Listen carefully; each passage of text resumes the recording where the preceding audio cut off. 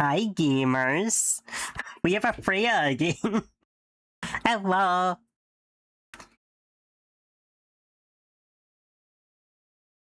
Back to our good friend Herb. Who cares? It's Boz and Herb now.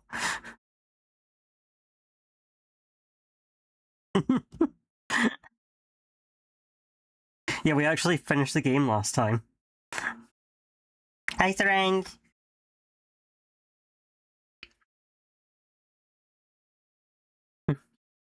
Every time we're in this hallway, we'll come back to you. Oh, so that's how we can find out what floor we're on.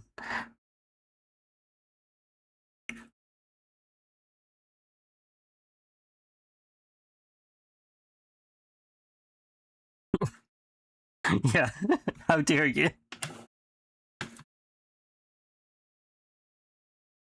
Oh, hold on. You can't hear Freya's. That's strange. Why is it decided you're not allowed to hear Freya's? Oh, Papa.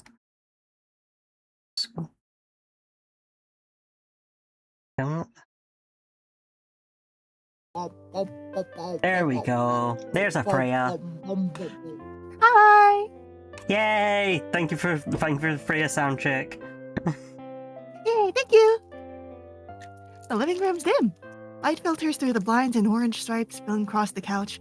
You're surprised to see Austin hunched forward, elbows on his knees. He's just been sitting here this whole time. He really shouldn't be moving without help, but the moment he hears the back sprinkle, his head lifts slightly. Oh, like a cat. Stinner is here. Oh, we got Pokemons down there. That's cute. Yeah. Subscribers can have Pokemons down there. Or Digimons. Maybe I'll find other things. Imagine. Science start unloading. The meat is red, heavy, and bone-in. Oh, just like Danganronpa. You know what else is bone-in? Don't worry about it. Don't worry about it. You're a Chimchar. You're a a little Chimchar monkey. right now. You're a monkey. You're the wrong way character. Actually, no, you're not. You put the freshly washed clothes on top of the microwave. You'll move it after dinner. That's where the clothes go. Is that or the chair? Broccoli and... yeah. Some other stuff that should be good for at least a week. I tried to grab a cut that looked like it had the most marbling. Hopefully it's good. And I am going to eat ramen for the rest of the week. Yippee! You look in the bottom cabinets for the cookware. There's a cutting board, here's the pan. When you stand back up, cutting board in hand, you notice Austin standing in the kitchen. Please don't grab the meat and eat it raw. Grab Riley's hand and eat that raw. Put the pan on the stove and lay... Cutting board on the counter, you carefully lay the meat on top. Did you want to help cook or something? Nah, just watching. It's too big to cook evenly the way it is. I hate when the meat's too big. So it's so the difficult. Little pan Austin keeps under the sink anyway. Wasn't a beautiful night? Fingers is gone. Me when I get attacked by a bear. How do you want it cooked? Medium rare, maybe? That used to be your thing, right? Sure. Grab one of the only kitchen knives that Austin has in his apartment. It's not really meant for this sort of job, but it should do the trick. It's thin, serrated, and slightly bent near the handle. You raise the steak with one hand and press the blade down. The meat resists for a moment. It's slick and cold beneath your fingers. The knife slips and sharp, hot sting rips across your palm. You suck in a breath through your teeth, clenching instinctively, but it's already too late. Fingers is gone. Hand is gone. Blood wells up fast, bright and steady, running down your hand and spilling onto the raw meat beneath it. You stare frozen in place. The pain hasn't hit yet. Oh, delicious bonus seasoning. Come on. Oh, the pumice. Really good art. Really good art, the Museum. You clamp your other hand over the wound, trying to stem the flow. The pain hits at once. It hurts. It's not a surface scratch. It throbs deep. Blood pushes through your fingers, sticky and warm, and the pressure makes your head spin. The pain flashes again when you move, and now the kitchen floor shifts under you. The counter's suddenly far away. Your breath comes fast, and your vision narrows at the edges like a vignette on a photograph. You need a towel or bandages. The kit's in the bathroom. How to get to the bathroom? You turn towards the bathroom, but your legs don't follow right. Your hip knocks the drawer. Something clatters to the floor. Your knees buckle. It's like the whole weekend hits you at once. You've been running on fumes and hope, and it's finally catching up to you. You have eaten a total of 2 meals over the weekend. Yeah. And spent most of your time in a field. Your vision blurs. You stumble sideways, hit the fridge, then the floor. Knees first, then hands. Another bolt of pain through your palm. And you're down. Cold tile against your cheek. I think you hear a voice, low and muffled. Anyone gonna Austin eat that? pointing. Riley? It's distant and detached, like it's coming from the bottom of a well. And then, nothing. You wake to Stared stillness. at you the whole time? Aww! Proud of him for not eating our face. Good dog. Laura's cold. Yeah, good boy. Pat him with your bleeding hand. Laura's cold and hard under your cheek, and the metallic taste of iron clings to your tongue. You must have passed out. Your fingers twitch against the tile. You blink. The room steadies. Dim light pushes through the blinds. The sun's lower than you remember. Someone's crouched nearby. You hit the ground pretty fast. His voice is low and careful. He doesn't sound surprised. How long was I out without you calling 911? Not long. Looks at watch, several hours. You look at him questioningly, but he doesn't specify. Okay, yay! Yay! Yeah, now they're both hurt. Don't Yay! Yay! Matching pains. This happened to my buddy Mahiru once. The lake in your head pulses slowly. Your head hurts, but it's not as bad as before. The bleeding's mostly stopped. Licked it up? Bye-bye. Hi! Riley tried to cut the meat, proceeded to cut his hand and pass out. And Austin just stared at him for a few hours while he was passed out. How does that happen in the palm of your hand? You make your hand into little kitty cat paws before cutting. Riley! Right, what are you doing, Riley? There was more blood. Felt worse than this. Normal things for boyfriends to do. Exactly. Just guy things at not knowing what to do to call 911. The cutting board's right where you left it, the steak still resting on top. He didn't even eat it raw. So proud of him. Oh, he's so well behaved. Yeah. I understand, Syringe. I still get that reaction when reading romance, and even though I am the romance. And then I just message my partner like, and just make crying noises, pointing. Yeah. When? Please. Please, please, please, please, please. From here, it doesn't look like he bled much at all. There's a small smear on the knife, enough to prove it happened, but not enough to match the memory. Austin offers his hand. You take it. It pops right off. He pulls you upright with less effort than you'd expect from someone still recovering. Sorry, I didn't think I was that tired. That's okay. You quickly rinse off your hand, and to your surprise, Austin hands you a roll of bandages your mom gave you the night before. Oh, right, we had those. Yippee! Thank you, and gently wrap your palm. Your eyes shift towards the pan. You still need to cut it up enough to fit on the small pan. That's real One of the syringe. knives in the kitchen do the trick. Except I'm the one running behind. Your mind wanders back to the day of the scrapyard, and you remember that you put the knife in your own backpack when you found Austin's backpack at the hill. You grab the hunting knife out of your bag and take it out the sheath. Hey, To your relief, the knife Riley? slices through the meat as if it were melted butter. Yay. Riley? Riley, did you clean Didn't that? even rinse it first. Well, I guess it already had blood on it. I guess it's already contaminated. Yeah. Again, they don't call it tetin me, they call it tetin us. Yep.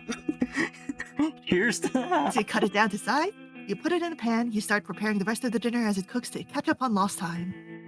Steam the broccoli. Potato finishes boiling as you move in a haze, bandaged hands stiff and clumsy. You clean a knife and return it to your bag. You plate everything mechanically, but when you check the steak again, it's gone too far. The edges are brown and the center is dry. Ooh, We'll our never hockey be boy puck. wife material. We're never going to be boy wife. The amount of real. For real. You carry the plate to the table. Austin sits waiting, eyes shadowed beneath his bangs. You sit down at the table with your microwave cup noodles. We're not even sharing the steak. We won't even share. Looks up. You've handed catch a him a full view of his- hockey puck of meat, and you're not giving him your noodles. You blink in surprise. Oh, his skin, which had been thickly and pallid that morning, carries a faint flush now. Like life is slowly bleeding back into it. Your bloods. His eyes once. Oh, the real horror was the dry-ass steak. Real. Yeah. Once dull and sunken seems clearer and sharper. He blinks more frequently and tracks your movement with a focus that wasn't there before. He remembered he's got a blink. Yay! He's making so much progress. Yeah, they grew up so fast. Now Riley has to It's the figure that lighting. one out. Maybe you're seeing what you want to see with your unblinking eyes. Whoa. He cuts into the steak and stares at the food a moment before lifting his fork. He kind of looks like Ben 10 here. Oh, my boyfriend Ben 10. It's not very red. I'm passing the color the color quiz. Sorry, he must have lost track of the time when it was cooking. I can grab something else if you... That's fine. He cuts into the meat and eats a few bites. He chews slowly without expression. He sets the fork down and stands up. So I'm not feeling very hungry. I'm gonna lay down.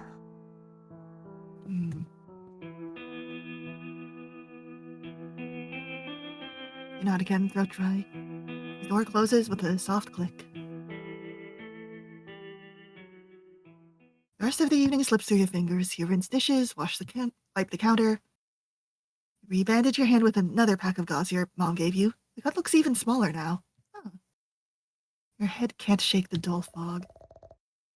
Must have imagined some of it. Maybe it wasn't that bad. Still, you can't get over the feeling that something's missing. Maybe something you forgot or something you should have noticed? The smell of overcooked steak clings to your skin. The sun's dipped down below the horizon. It's fine. It's fine. Not incorrect at all. Everything is good. You could stay here tonight to be close in case he needs anything, or you could go home and give him some space. You could shower and get some restful sleep in your bed. Damn, what are you gonna do?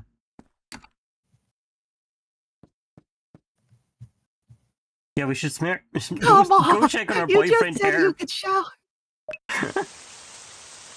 You may shower at your own house. I understand. I'm also allergic to other people's showers. Sleeping here lets you take better care for Austin, but sleeping at home would be better for your body. No sleeping at Herbs? Not allowed to go to Herbs. Oh no. I don't want Mom to worry. No.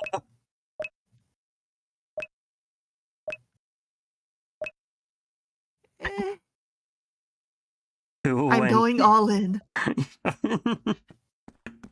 All into the abyss. A 6 out of 10 game.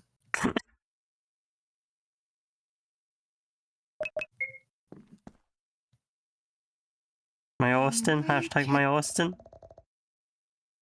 Hashtag my Austin. No crawling in. Austin, we have known each other for years. I can sleep in your damn bed. It's been 13 years.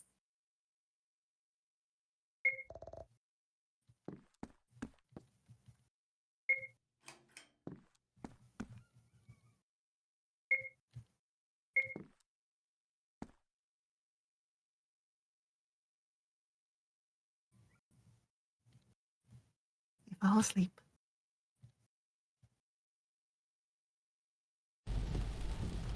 Yeah, sleeping here for the toxic yowie and the smelly yowie. Comes on your windshield. The wipers can barely keep up. The heater's blowing stale, lukewarm air, and Austin's slumped in the passenger seat, soaked to the skin. Rain did nothing to wash away the stench of beer and smoke. Oh no, he's gonna catch a cold if he keeps the wet clothes on. Oh no, we gotta take them off! It's the only way. His lips split and his knuckles are scraped. You gotta kiss it better. His Gotta. eyes are glassy and unfocused. Okay. His voice is thick and slurred. It's barely louder than the rumble of the engine. I didn't think you'd come. Thought maybe you hate me for real this time. Oh, I almost didn't. Yeah. It's a sad, humorless laugh. Didn't start anything. Well, I kinda did. I called Ryan a prick. Got in my face, and then it all went south. I'm sure Ryan deserved it. The hand gesturing vaguely at the air. He smirks weakly, then winces when the split in his lip pulls. Silent. I'm so stupid, man. Always have been. I do dumb shit, say stuff I didn't mean. Well, it's only me that gets hurt, turns out. He exhales. Turns out I was wrong. Glance over. His head rests against the fogged glass. Didn't mean to hurt you. I don't think. I go and then shit's already broken. Sorry. Your throat is tight. You want to tell him it's fine, but that's not the whole truth. He does hurt you sometimes without meaning to. I'm sorry to. You stare straight ahead at the red glow of a stoplight bleeding into the rain. For hovering, for needing you to need me. The heavy silence between the two of you. You deserve a better friend than me. Someone who doesn't screw everything up, someone who doesn't drag you into all my messes. He gives you a weak smile. But you're here. You always come, and I don't know why. Maybe it's how we are. Maybe we just accepted it. He rubs at his face, trying to get the blood off his lip. Yeah, maybe we have. My place? Yeah, if that's cool. The rain drums on the roof. You drive in silence. You know you'll be sleeping on the couch tonight and maybe always on nights like this, but for now, it doesn't matter.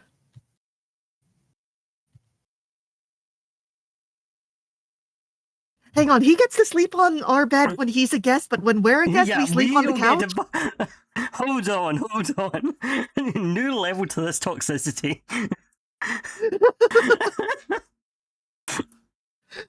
Time to check on Austin. Now that's a bridge too far. That's where we draw the line. As you reach for the door handle, you hear a crash on the other side of the door. Whoa!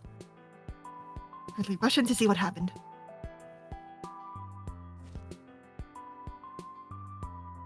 In the center of the room, sprawled on the floor, is Austin, buried in books and paper and dust.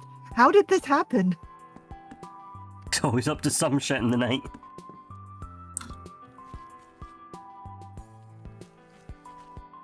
Oh, my Austin corpse. You got a little dice bag here?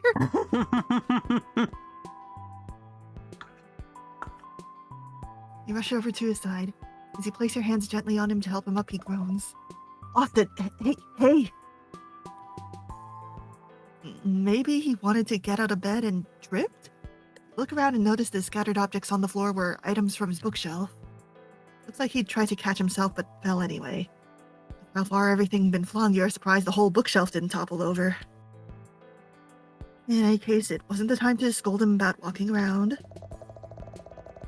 Let's get you out of this mess. I'll place your bandages out in the living room where it's a little less messy, yeah?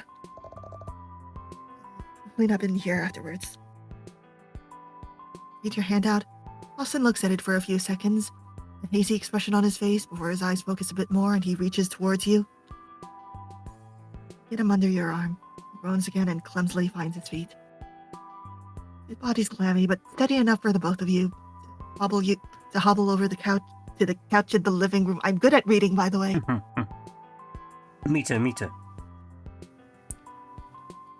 You set him down on the couch. A quick once-over of his body tells you that the fall didn't get him too bad, but you can't be sure until you get a look under the bandages.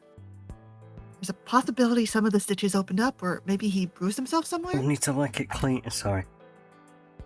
We need to examine him very thoroughly. Again. Mm-hmm. You head to the bathroom to get the first aid kit and saline and quickly return to Austin. Before you start, Austin speaks up. Must that car tend to someone's wounds for spring break instead of kicking back at home?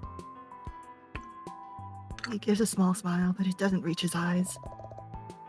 Honestly, the whole situation's a mess. Sure, it's a lot, but if it's you, I can do it. You click open the box and pull the supplies out. Well, we went through this yesterday, so you know the drill. Austin hesitates, then sighs. He reaches his arms up slowly and pulls the shirt over his head. His skin's still pale and marred by bruises that are yellowing around the edges, and the less severe scrapes and cuts are already scabbing over. You gotta peel one of the small strips of bandage from his collarbone and freeze. Oh! Fresh and angry scratches crisscross around his neck. No way you missed those before. Did I do that? Riley, did you do that? What the hell? Austin, did you? He blinks at you, confused. Your neck, these weren't here yet. Did you get those in the hole? In the fall? Did you scratch with your neck at some point? Austin cranes his neck, fingers grazing the red raised streaks. He shrugs. I don't know. It doesn't hurt, though. Maybe he did it in his sleep? Maybe he'd been bitten by a bug or a parasitic snail, causing him to scratch at the bite. If it's not bothering him, I shouldn't press the issue. You're a terrible nurse. Yeah. Mother has taught us nothing. You swallow down your anxiety. Your stomach churns with unease and emptiness. Get something to eat that's not instant ramen, please. No fucking money. You continue where you left off and work your way through the bandage wounds on his shoulders and arms. Make quick work of it and take mental note of the status of everything. Honestly, everything looks like it's healing up nicely. Then to the big one. Same as the day before. You unwind the cloth wrap to get to the gauze. Austin sits silent, face neutral, and you undo each loop. Each. On off the gauze now. Hi, Katie. Hi, Katie! You pinch on the gauze and pull gently at the layers to reveal the large gash across his torso. To your relief, you don't see anything bleeding, and with that, the ball of tension that'd been winding tight in your chest unraveled all at once. You hadn't realized you were holding your breath until now. The ball hadn't hurt him. The wound looked brutal and angry yesterday. It could tear open again if he so much as breathed wrong. Hey, it looks almost tame, which I think is normal for an injury of this size. I don't know, I'm not a nurse. I mean, you slit your hand open and it's basically cured now. He basically healed now. Yeah, so you're normal too. yeah, everything's normal. You're both normal. Yep. You use fresh saline-soaked gauze to clean the wound. Austin's face remains stoic with each dab.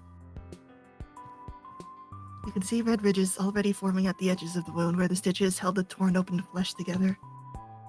Scar tissue is already starting to form. The gentle rise and fall of his chest under your hands draws your eyes, muscles tensing slightly with each breath. As you smooth it down for just a moment, the bandage shifts beneath your palm. Feels like something's wriggling under his skin. That's his muscles! Don't worry about it! Those are his muscles. Like something's pushing against the cloth. Yeah, muscles and organs. Yep. Very His normal organs viscera are to trying have to get inside out. of you. Bandage faster. You snap your hand back with a start. You blink and the illusion just breaks. Austin shifts with the wind, his ribs flexing against the pressure of your hand. Yeah, it's just muscle, just him moving around a bit. Yeah, it's just Normal muscle. human body things. Yeah, exactly. You force your hands to stay steady as you wind a fresh layer of cloth around Austin's torso. When you step back and straighten up, you can't seem to shake the unease that lingers in your chest. There, better. Thanks. His voice is low. You help him get his shirt back on. It's the least I could do. Anyway, don't move while I go pick the stuff up off your floor. It'll only take a sec. We can discuss breakfast after that. Put away the first aid stuff, wash your hands again, and head into Austin's room to clean up. Cleaning should clear your head a bit.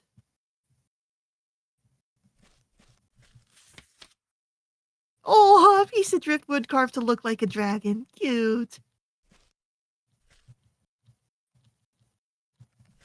Let me in. Need the Pokemon Sun and Moon, was it? You could lie in people's beds and sniff it. It was so good. Even while they were there watching you do it. Yep. It's a photograph of you and Austin at a party you went to together. You must be tired. Your eyes are pretty red. Yeah. Back to Long memory night. from that time. It was the beginning of senior year in high school. Oh, so you were drinking Coca-Cola. Mm-hmm. You'd always heard of the ragers held at the Stevensons' house. Never experienced one yourself, but the stories, the rumors about fights, drunken dares, and people passing out in the yards spread fast at school.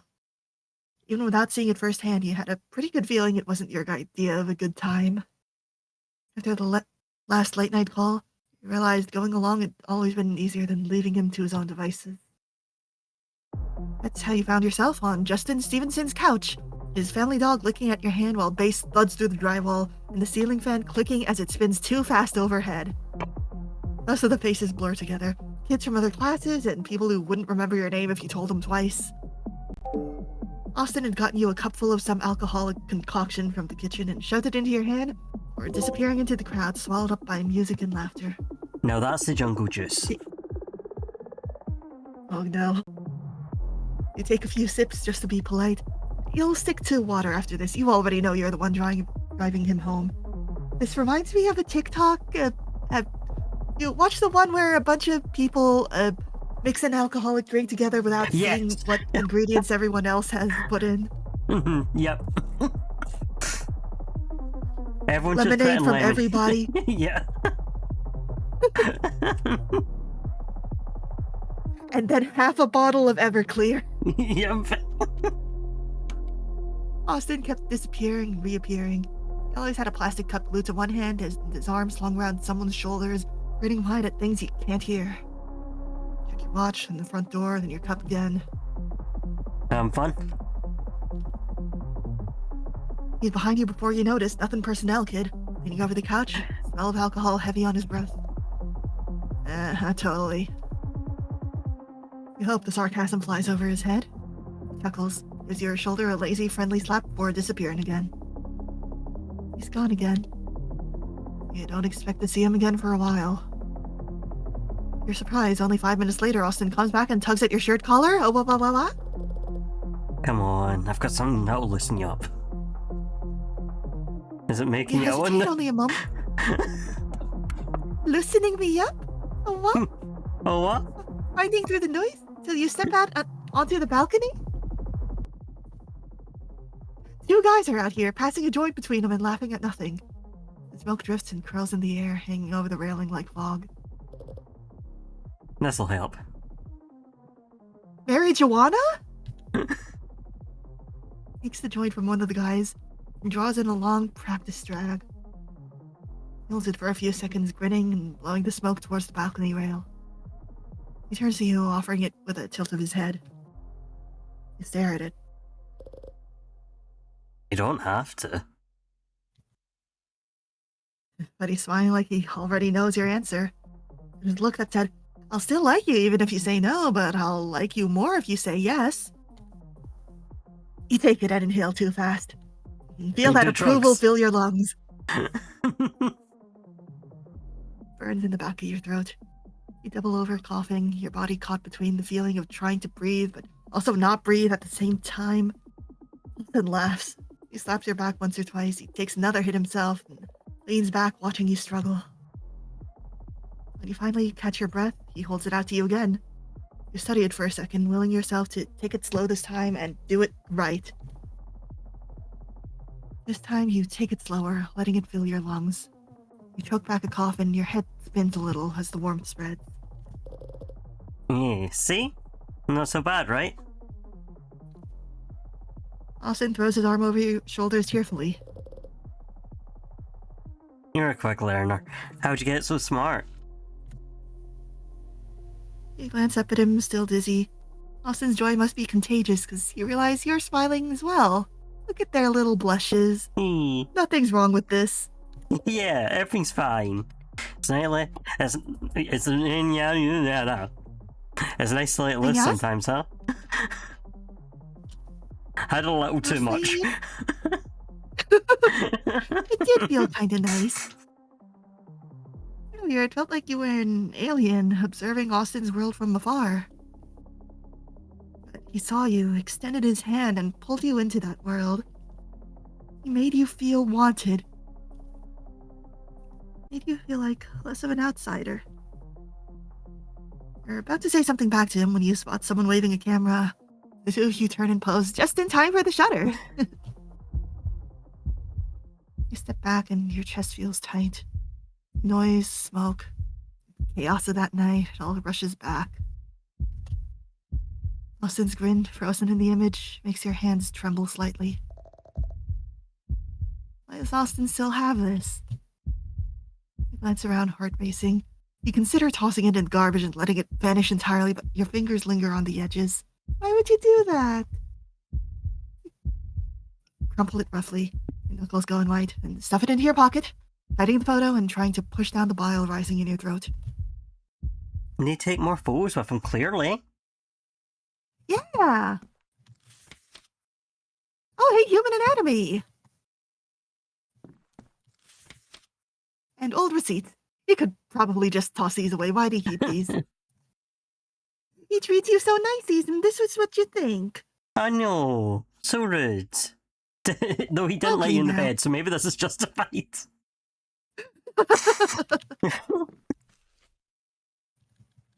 Please.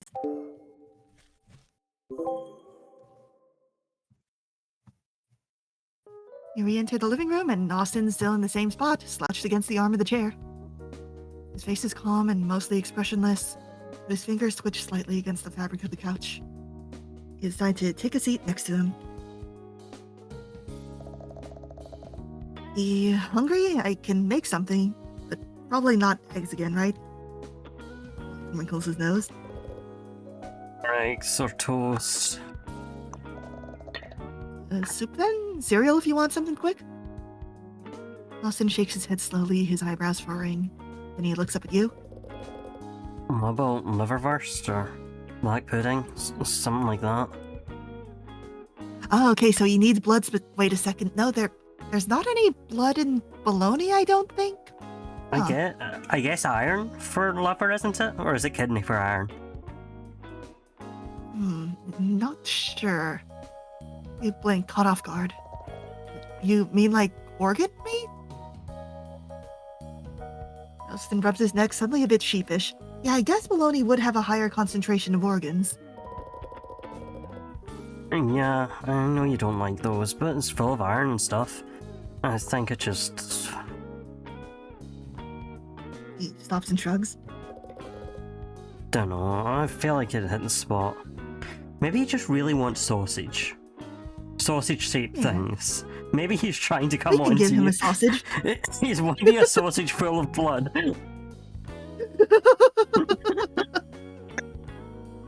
After everything he'd been through, it was hard not to feel a sense of relief. He seemed so listless ever since he came back. He looks normal now. And anytime meat was involved, something seemed to shift. His posture straightened a little and his eyes brightened. He moved with the kind of focus that reminded you of how things were before, normal. Yeah, everything's normal, actually. Don't Yeah. worry about it, kitten. Austin always loved to consume and consume and consume. Okay, yay! Yay! Right now, he was animated, engaged, and clearly hungry. It's not my favorite, but it's not like you're gonna force me to eat it. I think the meat shop on the other side of town should have that sort of thing. I'll head over that way now. Sit tight. Thanks, Riley. Really. We should check in with our good friend Herb.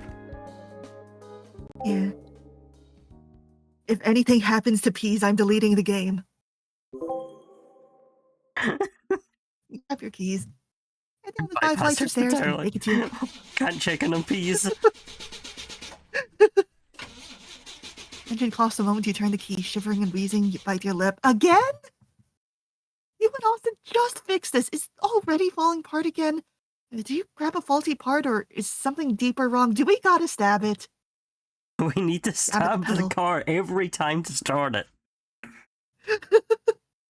Muttering under your breath as the starter groans. Sparks of frustration run through you. Or maybe it needs a blood sacrifice. Maybe. Machinery loves blood sacrifice, I think. It's the natural predator of the cat is the car, as we know. Yeah.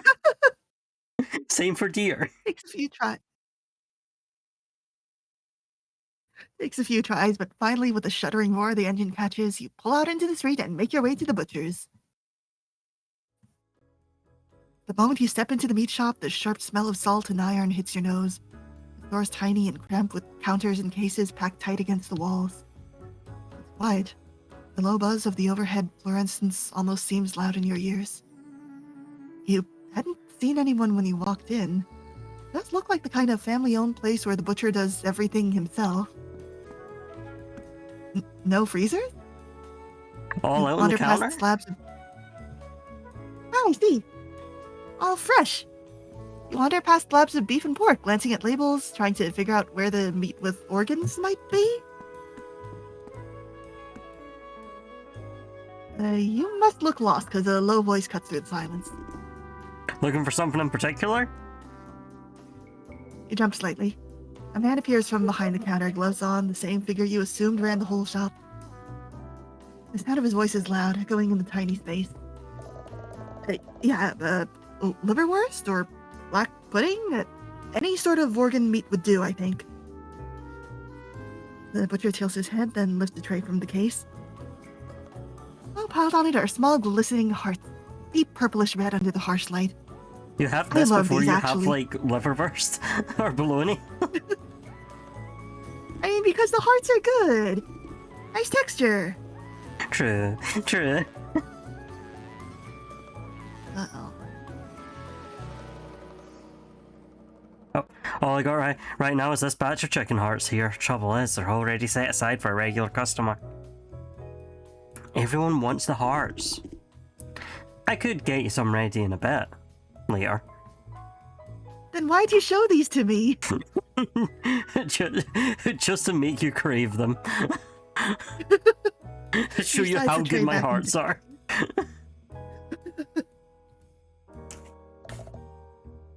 How much later? 3 hours maybe? Could be a little longer though. Pay up front and I'll set it aside for you.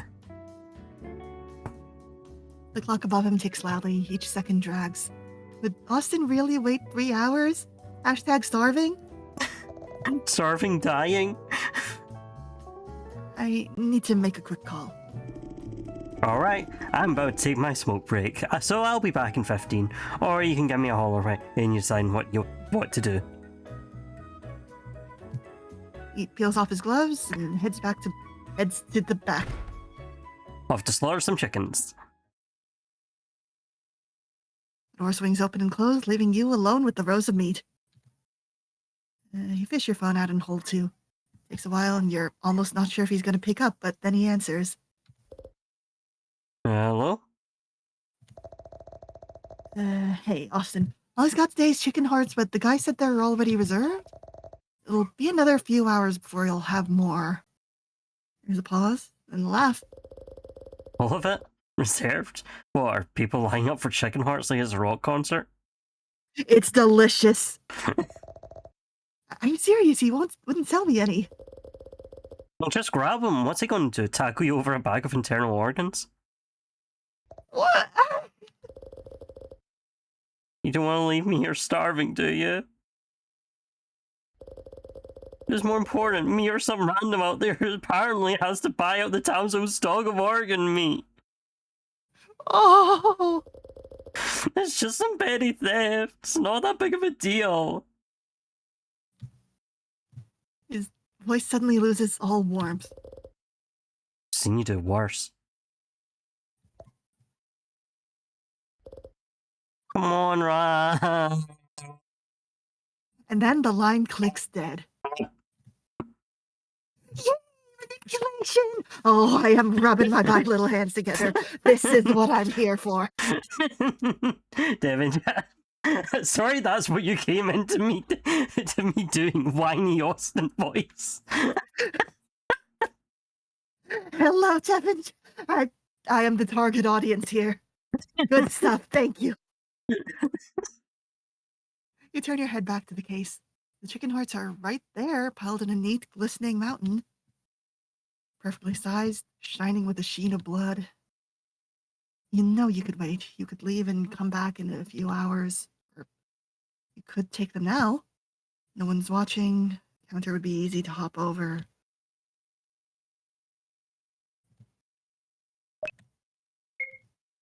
Austin. Austin. If you steal from the guy, you probably wouldn't be able to come back here for a while. Worst case scenario, he could file a police report, and then where will we get our meat? Where will we get our meats?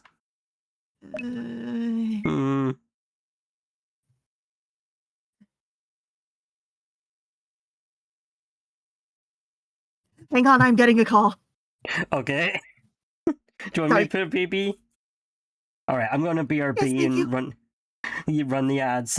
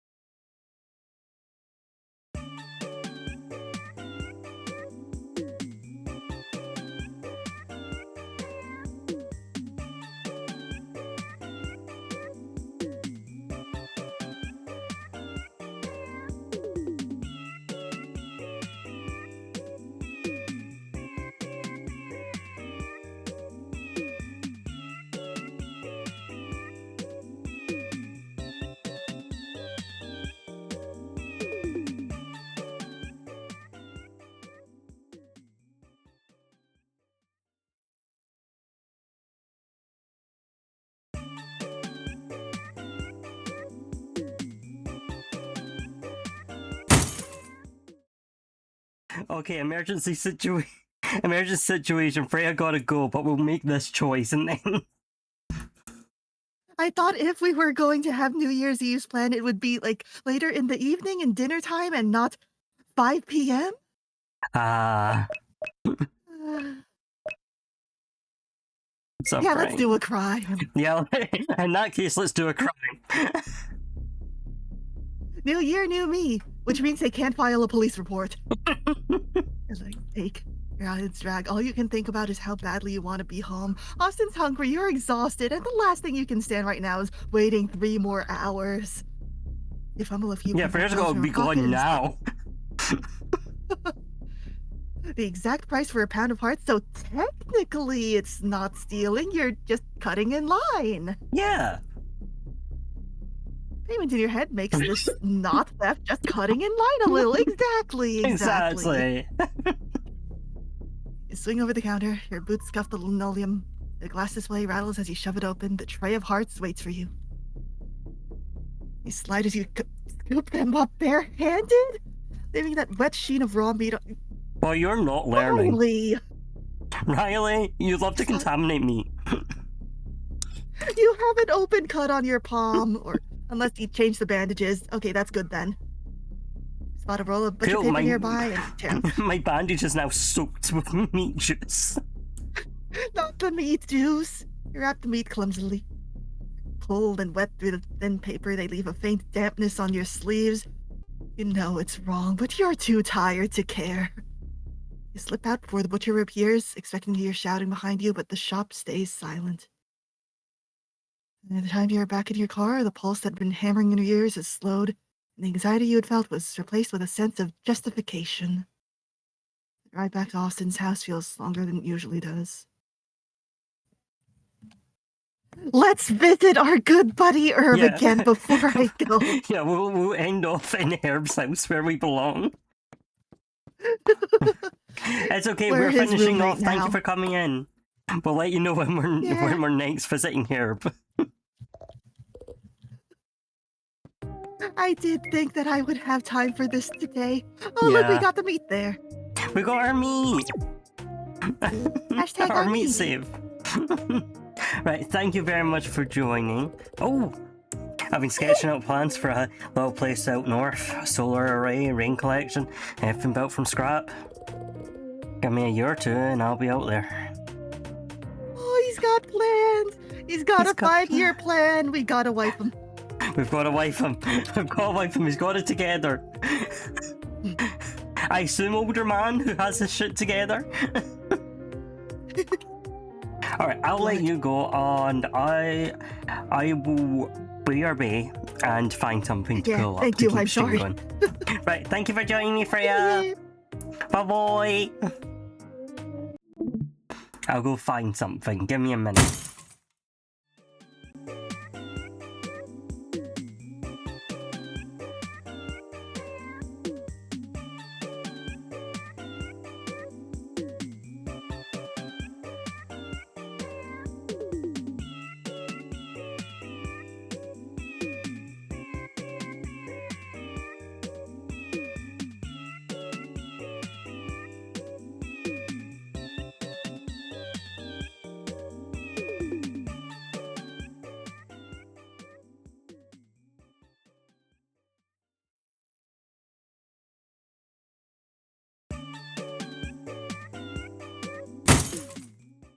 You know something? I don't think I have anything at the minute, so I'm just gonna find something to raid out into so you guys can have some New Year's fun.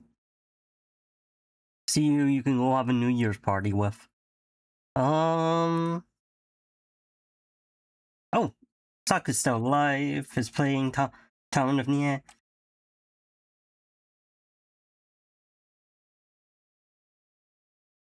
That should keep us entertained. Yeah, sorry about that, guys.